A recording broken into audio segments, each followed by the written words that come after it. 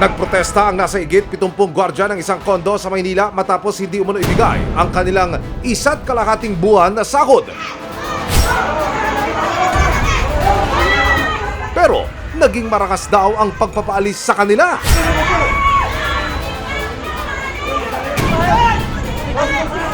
Nakunang pa ho ng video yung mismong pagpapaalis sa mga nagrereklamo.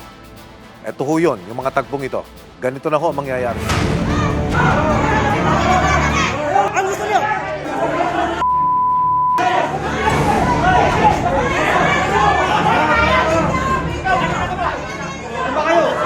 Kasuhan natin yan.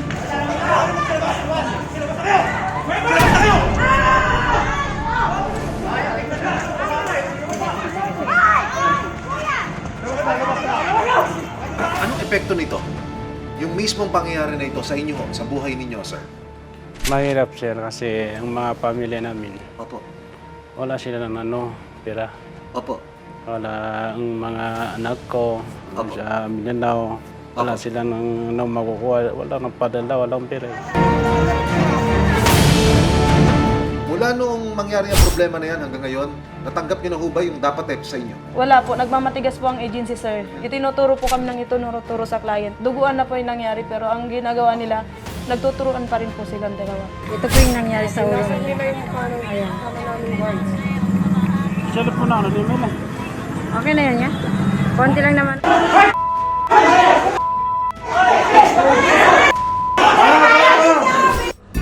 Kinuna namin ng panig ang condominium na pinasukan ni Marisa at ayon sa kanila, kumpleto sila ng ibinayad sa security agency ni Marisa na Manila's Best. Actually, UDH Manila Condominium Corporation. We were shocked. Wala sir, pagod na kami makiusap. Siyempre na-shock sila kasi hindi totoo. Hindi totoo na hindi nababayaran ang security agency.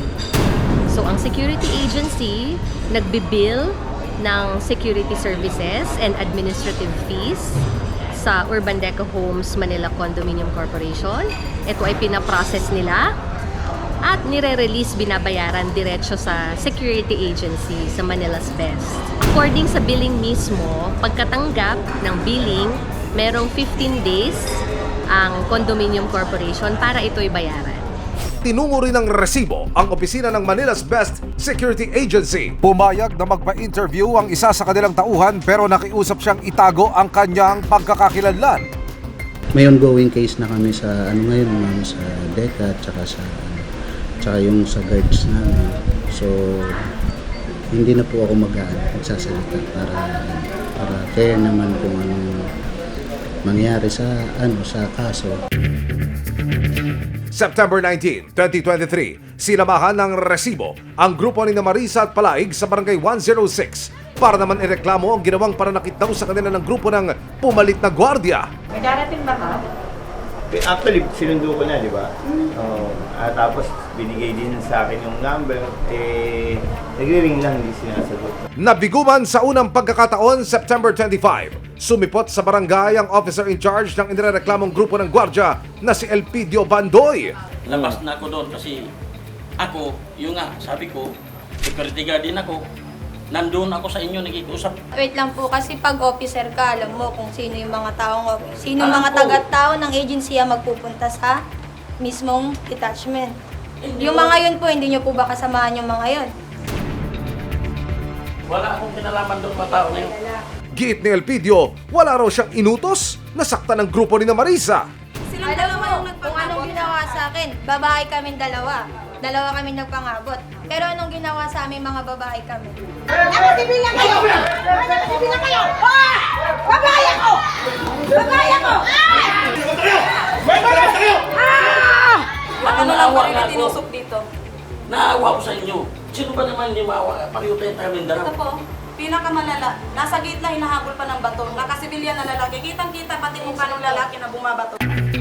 Dumulog na rin sa Department of Labor and Employment o DOLE si Marisa para sa sweldong hindi raw ibinigay sa kanila.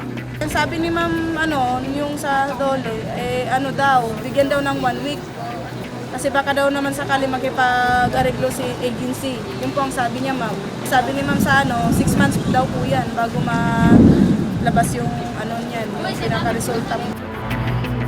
Sinamakan din sila ng resibo sa Philippine National Police Supervisory Office for Security and Investigation Agency o PNP SOSIA.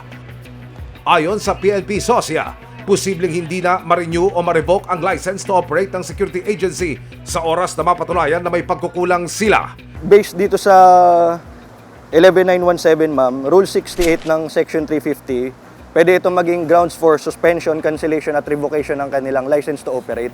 Sinasabi dito, ma'am, sa number 8 ng Section 350, if it violates any provision of Presidential Decree number 442, otherwise known as the Labor Code of the Philippines, yun, ma'am, pwede ito maging grounds for revocation ng kanilang license. Dapat rin daw may pondo ang agency para mapasahod ang lahat ng kanilang mga tauhan. Hindi po nila pwede ding sabihin na wala po silang pangsahod kasi yun nga po, sabi ko po, isa po sa requirement para po makapagtayo tayo ng isang security agency at o makapag-renew po tayo ng license to operate natin ay meron po tayong bank deposit na 1 million. So kung may mangyari man pong emergency purposes, sa mga gwardiya natin, katulad po niyang mga hindi pagpapasahod, pwede po tayong kumuha po dito sa bank deposit na 1 million. Anong gusto niyo mangyari dito sa laban niyo na ito? Gusto po namin sampahan ng kaso, sir, sa ginawa po nila sa amin, lalo na po duguan na po yung mga kasama namin. October 2, 2023, hindi na muling nakadalo si Bandoy sa ikatlong harapan. Dito na rin nagbigay ang barangay ng Certificate to File Action. Sinamakan ng resibo sa Manila Police District o MPD Station 2 ang grupo ni Marisa para tuluyang magsampa ng reklamo. Video. Yung binagyan niya video, pwede ko po makita. Opo, naka-live po kasi yun, sir. Kumakain pa kami. Kumakain pa po kami noon. Naka-live siya. Opo, naka-live po yan. Matapos mapanood ang video, isa-isa na rin silang kinuna ng pakayag ng pulis. Posibleng maharap daw sa kasong physical injury at grave coercion ng mga nanakit sa mga gwardya. Sa ngayon, aaralin muna nating maigi yung mga papeles nila at yung mga statement din nila. Ang initially dito, pwede nating dito ng bukod dun sa physical injury.